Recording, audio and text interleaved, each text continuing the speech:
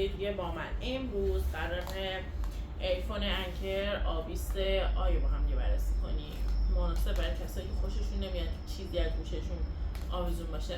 بریم با هم ببینیم چطوریه. ولی قبلش لطفا خرید از وبسایت خودمون beruskalabayou.com و فروشگاه حضوریمون گرگان انجام بدین. پیج اینستاگرام و پارات یوتیوب ما رو فالو کنین، سابسکرایب کنین. اگه سوالی داشتین یا حرفی داشتین تو کامنت ها برامون بنویسین. مرسی.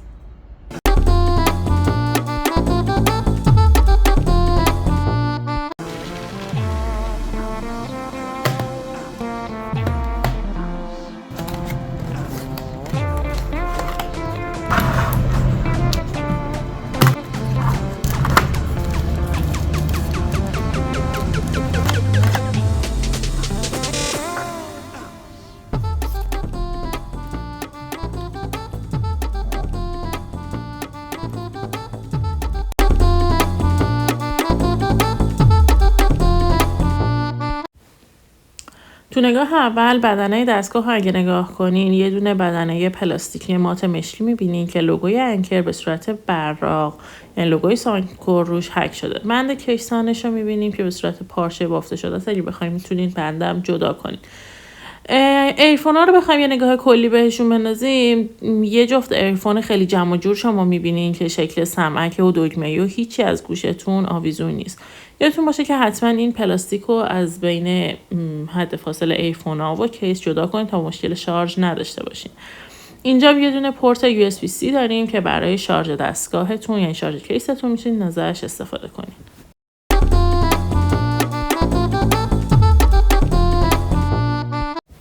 کیس ایرفون اگه بخوایم اندازه بگیریم قسمت عرضش تقریبا 4.1 میلیمتر، 4 سانت و 1 دهم. و قسمت طول کیسش حدوداً 6.1 تا 6.2 سانتی متر. و قطر کیس دستگاه هم یه چیزی حدود 2.7 سانتی متره.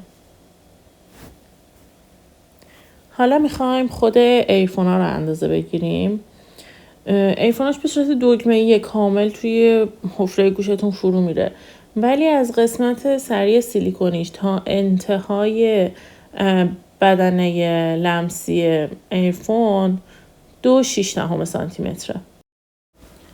وزن ایرفون هم با هم دیگه اندازه بگیریم. خود ایرفون به تنهایی هر یک نونش 5.2 گرم، یعنی 5 گرم و 2 گرم. حالا اگر من بخوام کیس رو بدون ایرفون اندازه بگیرم، خود کیس تقریبا 29.8 گرمه، یه چیزی نزدیک 30 گرم. الان ایرفون ها رو میذارم داخل کیس. حالا خود کیس رو با بندش میخوایم اندازه بگیریم 40 گرم و 4 گرم. وزن کیس و ایرفون ها با هم دیگه است.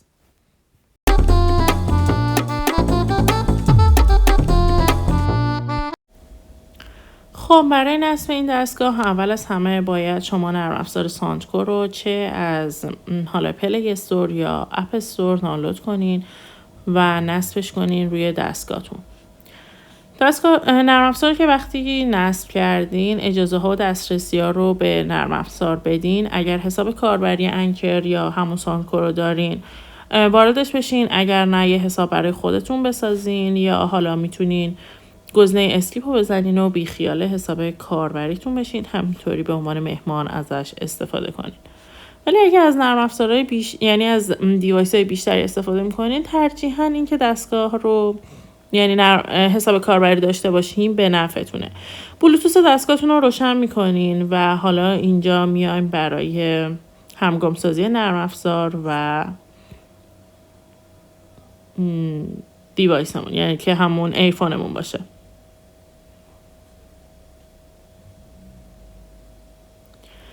خب اینجا از ما میپرسه که ایفونمون یعنی دیوایسی که داریم توی کدوم دسته قرار میگیره. من اینجا اول میام از طریق بلوتوثم ببینم میتونم پیداش کنم یا نه، که نتونستم، ولی حواسم نبود که در کیس ایفونم بسته است.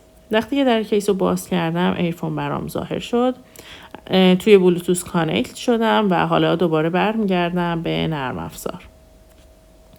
نرم افزار همچنان روی سرچه و الان دستگاه رو پیدا کرد. خب وارد محیط نرم افزار شدم، حتی رنگ ایرفون هم تشخیص داد و درستش کرد. تمام.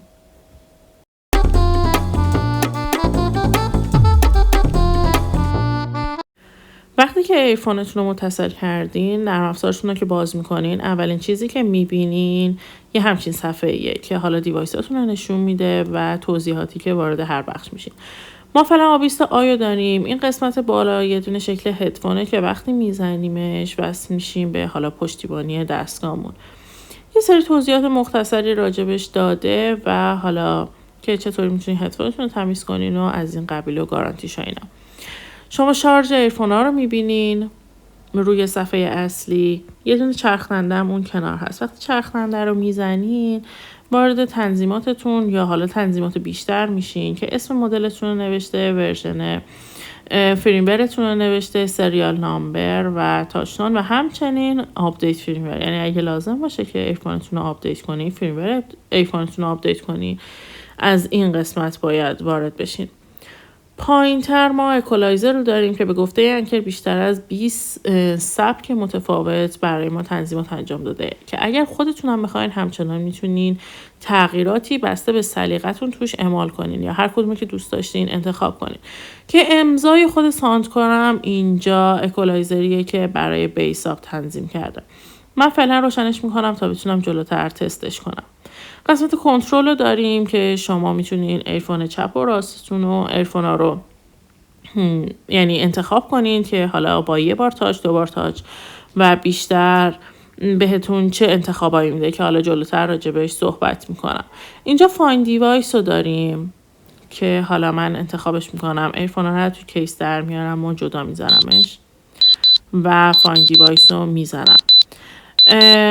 انگار که هر دو تا ایرفون هم مثلا گم شده باشه، هر جفتش رو پلی میکنم که برام سوت بزنه. ولی به نظر من این قسمت افتضاح بود، به خاطر اینکه انقدر صدا ضعیف بود اصلا تقریبا میشه گفت شنیده نمیشد. حتما باید تو گوشتون می بود تا میشنید این صدای سوتو. اگه کسی هستین که ایرفونتون رو گم میکنین، حالا تو سطح خونه، محل کارتون، توی کیفتون، به نظرم اصلا از این قابلیتش نمیتونین استفاده کنین. و حالت گیمینگ مود رو داشتیم که وقتی گیمینگ مود رو روشن میکردیم حالت بیساپمون خاموش میشد. بریم جلوتر با هم دیگه تستشون کنیم ببینیم چطوری هر جفت.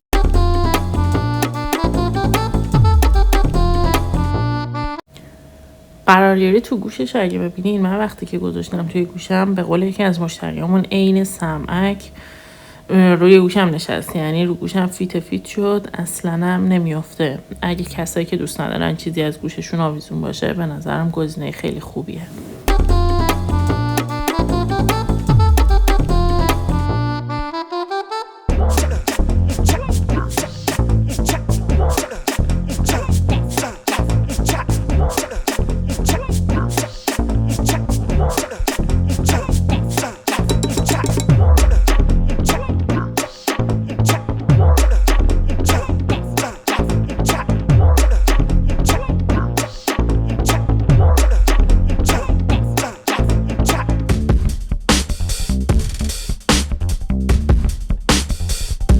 بریم با هم موزیکش رو تست کنیم ببینیم چطوری.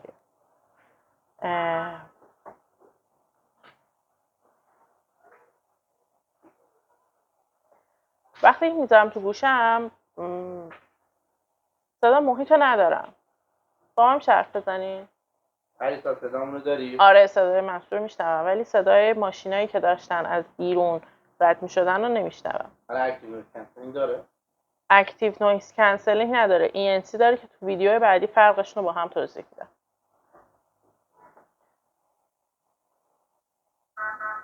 موسیقیشو چجوری هست؟ از شده ماشین دوری شنیدی؟ نه؟ ماشین دوری نشنیدی؟ نه، ولی صدای تو رو واضح میشنوم.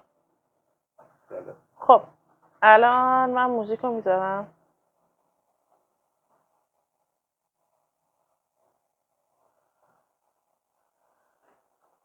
ولومم متوسطه.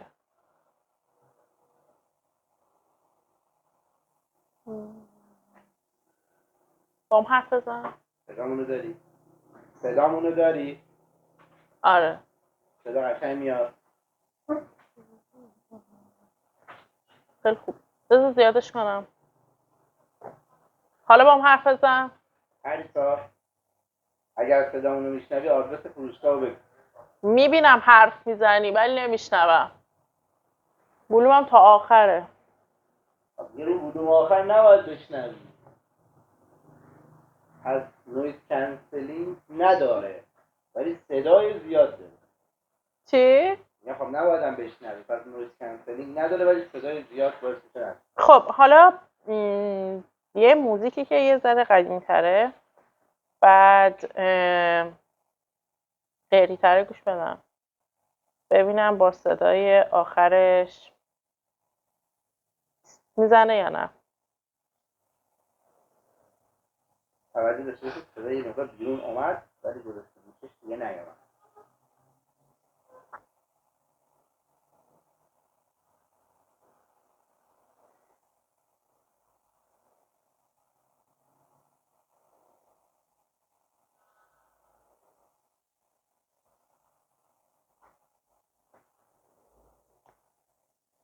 خیلی خوبه.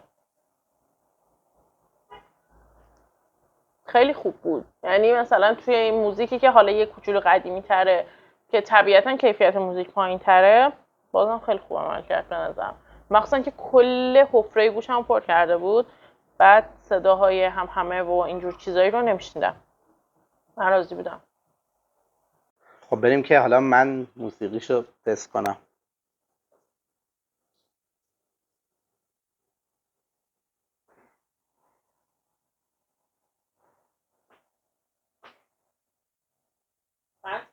بیسش خیلی خوبه.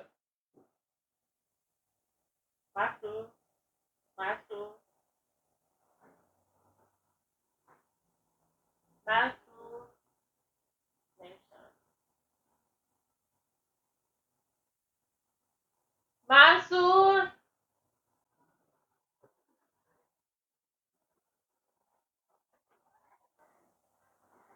یه سنتی هم گوش کنم.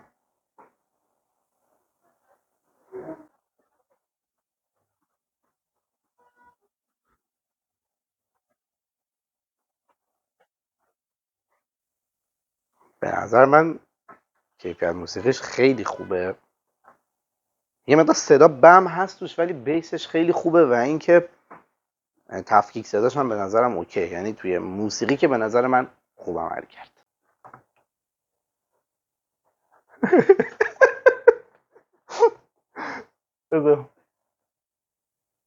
ایران ایران ایران بعدی هم تست کنم. آقا ایران جانم داد زد تو ایران. اون نه الان داشت آهنگ عوض میکردم. نشنیدی واقعا؟ نه اصلا واقعا نشنیدی؟ اصلا دروغگو چیز نه موقعی که داشتم بازی هم میکردم اصلا صدا نمیاد. خیلی خوب واسه موقعی که ماماناتون صداتون میکنن وسط بازی. آهنگش هم که خیلی عالیه. کوبشش مخصوصا موقعی که بیس داره قشنگ میکوبه حس میشه اون موزیکیش. خیلی خوب بود. خوشم اومد مخصوصا که هیچ صدایی نمیشنیدم. خیلی خوب. کیفیتش هم عالی بود مخصوصا تو بازیش. آره ترخیصش نسبت به اون مدلای دیگه ندارم. اون میگم اونم دارم حالا کنارش میام کلی دارم میگم دیگه. بررسی کرده. حالا دیگه تست کردم دیگه. من نسبت به بقیه مدلایی که تست کردم هم از لحاظ کیفیت صدا هم از لحاظ تاخیر تو بازیش خیلی بهتره. یعنی اون حسی که میگرفتم خیلی بهتر بود نسبت به بقیه. رایگانه؟ حالا صحبت.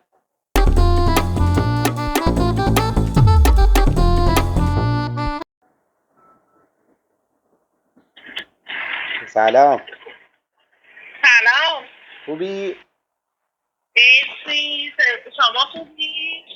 مرسی. من الان دارم تو پیاده‌روی ناهارخوران راه میرم. هوا خیلی سرده. کل خیابون رو مه گرفته. خیلی خوشگله. و اینکه ماشینم دارم رد میشن. موتورم رد شد.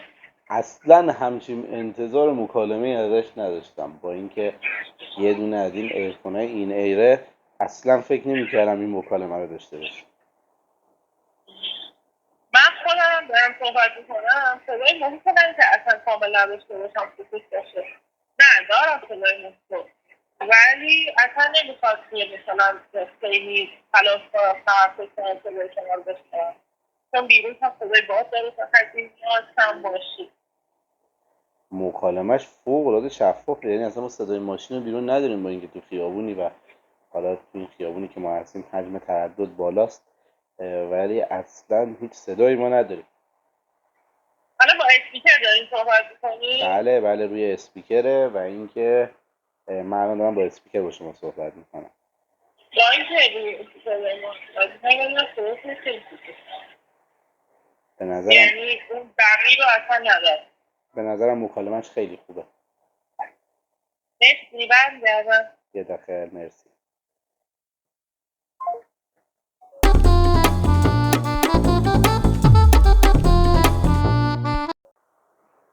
بریم که تست مکالمه تصویریشو داشته باشیم.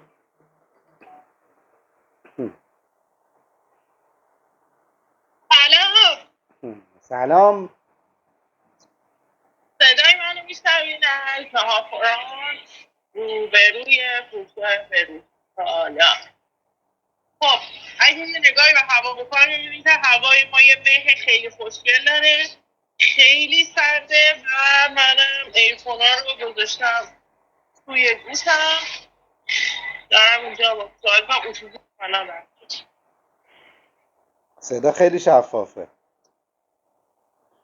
من صدای شما رو خیلی خوب میشنوم، تقریبا نوز بیرون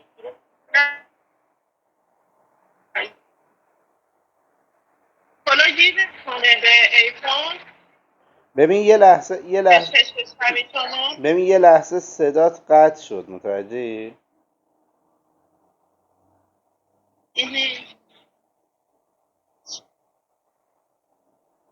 دوباره واسه همون توضیح میدی؟ بچه کلاه دارم. آها من گفتم وقتی که کلاه رو گوشمه شما همچنان دارین صدای خشخش رو میشنوین یا نه؟ نه صدای خشخشی نبود، فقط فکر می‌کنم به خاطر اینترنت بود که قطع شد، یعنی قطعی از اینترنت بود، نه از صدا و مکالمه. آره به وایفای است شدم رفتم رو دیتای میکنم. درست. به نظرم مکالمه تصویرش هم خیلی عالیه. مرسی. خواهش می‌کنم. فعلا. خدا.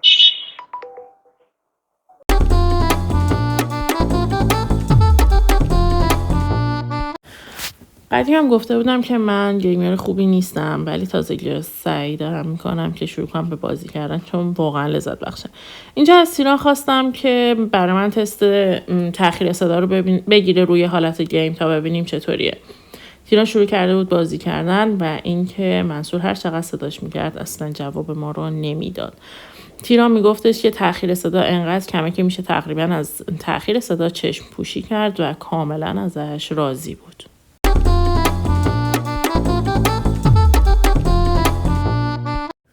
خب خوبی این ایرفون اینه که بهمون قدرت انتخاب میده، یعنی ما 6 تا انتخاب میتونیم داشته باشیم در مجموع برای هر کدوم از ایرفون، برای 2 تا ایرفون با هم دیگه. مثلا با یه بار ضربه زدن، با 2 بار ضربه زدن، مثلا من اینجا حالا فکر میکنم دستیار صوتیشو انتخاب میکنم. برای نگه داشتنش هم مثلا موزیک قبلی. برای سمت راستم به همین صورت. حالا با یه بار ضربه زدن، 2 بار و ضربه زدن و نگه داشتن انتخابمون رو انجام میدیم، همونجور که حالا هم سلیقتونه هم عادت دارین بهش. یه توضیحی که بهمون میده اینه که دقیقاً شما روی لوگوی انکر، روی لوگوی خود ساندکور باید ضربه بزنین یا ضربه بزنین و نگه دارین تا براتون عمل کنه. اگه یه کوچولو این ور اون ور انجام بدین، مثلا من الان دستم یکم پایین‌تر بود، نمیگیره. دقیقاً باید روی خود لوگو باشه که من 2 بار ضربه زدم و دستیار صوتیم اومد بالا.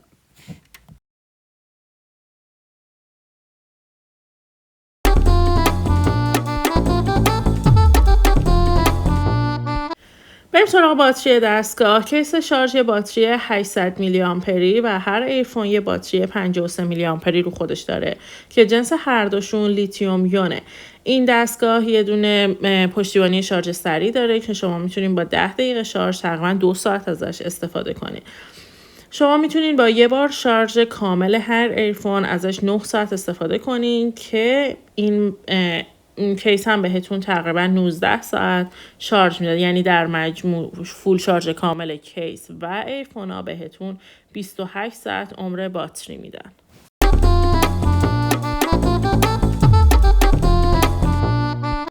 مرسی که تا اینجای ویدیو با ما بودی. لطفاً برای حمایت از ما خرید از وبسایت خودمون beruskalabayou.com و فروشگاه حضوریمون گرگان انجام بدید. پیج اینستاگرام، آپارات و یوتیوب ما رو فالو کنین، سابسکرایب کنین و برامون اگه حرفی، سوالی، سخنی چیزی بود تو کامنت ها بنویسید. ممنون.